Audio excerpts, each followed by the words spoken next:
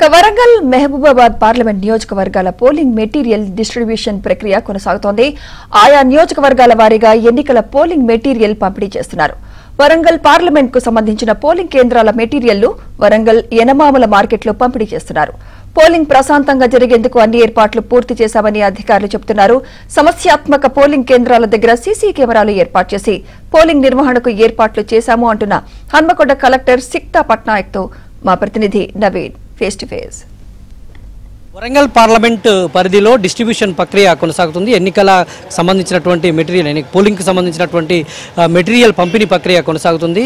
ఈ పంపిణీ ప్రక్రియను హన్మకొండ కలెక్టర్ సిక్తా పట్నాయక్ పర్యవేక్షణ చేస్తూ ఉన్నారు. వారి ఆధ్వర్యంలోనే హన్మకొండ సెగ్మెంట్లో ఉన్నటువంటి పోలింగ్కి సంబంధించినటువంటి మెటీరియల్ పంపిణీ ప్రక్రియ కొనసాగుతుంది. ప్రస్తుతం కలెక్టర్ సిక్తా పట్నాయక్ గారు నాతో ఉన్నారు. వారిని మరిన్ని వివరాలు తెలుసుకుందాం. మేడం, ఎట్లాంటి ఏర్పాట్లు చేస్తూ ఉన్నారు?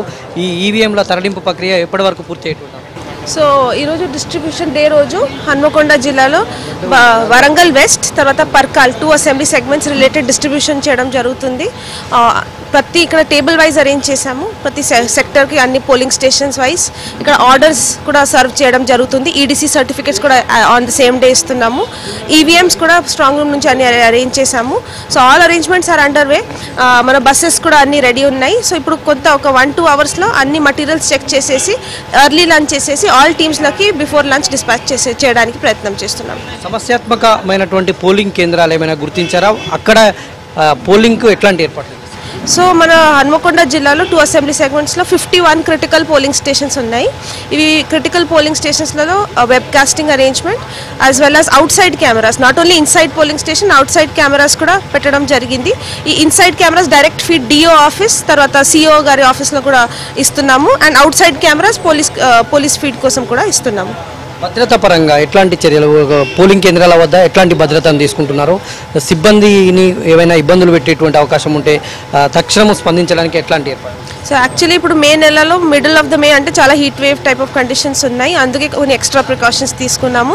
ప్రతి పోలింగ్ స్టేషన్లో షెడ్, డ్రింకింగ్ వాటర్, తర్వాత medical staff, ORS, basic medication, ప్రతి పోలింగ్ బ్యాగ్లో కూడా ఒక మెడికల్ కిట్ ఇవ్వడం జరిగింది.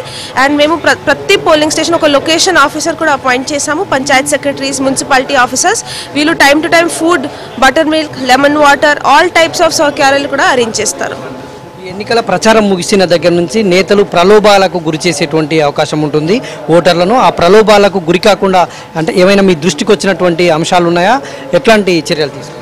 సో ఆల్మోస్ట్ 2 months నుంచి మన model code of conduct in force ఉంటుంది. లాస్ట్ 2-3 weeks మీన్స్ నామినేషన్స్ తర్వాత ఇంకా అలర్ట్లో ఆల్ టీమ్స్ పనిచేశారు. సో మన SST teams, FST teams time to time complaints వస్తున్నప్పుడు సి విజిల్ ద్వారా, అదర్ టైప్స్ ఆఫ్ కమ్యూనికేషన్ ద్వారా వస్తున్నప్పుడు మనం వెంటనే 100 minutes లోపు సి విజిల్ కంప్లైంట్స్ డిస్పోజ్ చేశాము. So different types of complaints కూడా విదిన్ 24 hours కూడా రెస్పాన్స్ ఇవ్వడం జరిగింది.